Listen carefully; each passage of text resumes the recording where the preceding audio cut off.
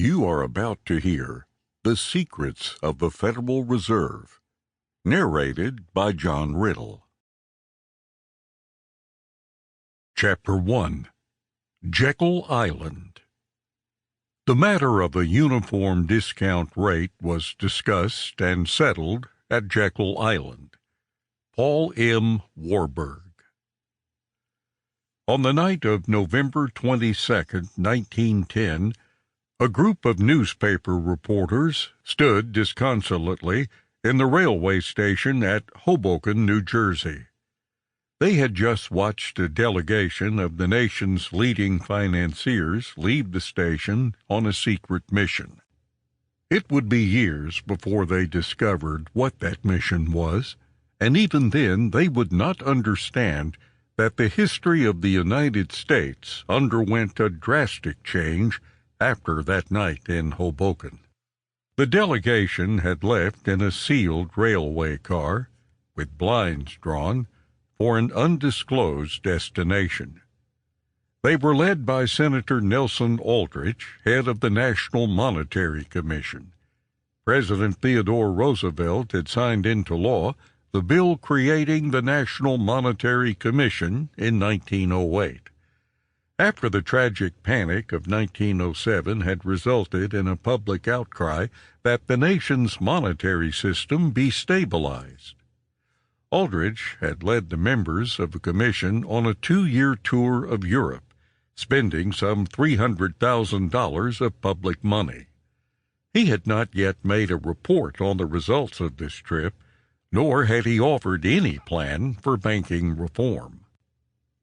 Accompanying Senator Aldrich at the Hoboken station were his private secretary, Shelton, A. Piatt Andrew, Assistant Secretary of the Treasury and Special Assistant of the National Monetary Commission, Frank Vanderlip, President of the National City Bank of New York, Henry P. Davison, Senior Partner of J.P. Morgan Company, and generally regarded as Morgan's personal emissary, and Charles D. Norton, President of the Morgan-dominated First National Bank of New York.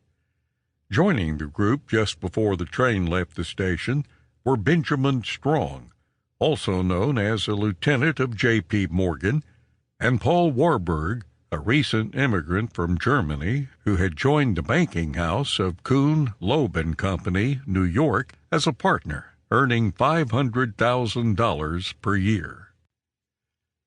6 years later, a financial writer named Bertie Charles Forbes, who later founded Forbes magazine, wrote, "Picture a party of the nation's greatest bankers stealing out of New York on a private railroad car under cover of darkness, stealthily hieing hundreds of miles south, embarking on a mysterious launch, sneaking onto an island deserted by all but a few servants, living there a full week under such rigid secrecy that the names of not one of them was once mentioned, lest the servants learn the identity and disclose to the world this strangest, most secret expedition in the history of American finance.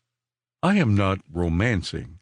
I am giving to the world, for the first time, the real story of how the famous Aldrich Currency Report, the foundation of our new currency system, was written. The utmost secrecy was enjoined upon all. The public must not glean a hint of what was to be done. Senator Aldrich notified each one to go quietly into a private car of which the railroad had received orders to draw up on an unfrequented platform. Off the party set. New York's ubiquitous reporters had been foiled. Nelson Aldrich had confided to Henry, Frank, Paul, and Piatt that he was to keep them locked up at Jekyll Island out of the rest of the world until they had evolved and compiled a scientific currency system for the United States. The real birth of the present Federal Reserve System, the plan done on Jekyll Island in the conference with Paul, Frank, and Henry. Warburg is the Sample complete. Ready to continue?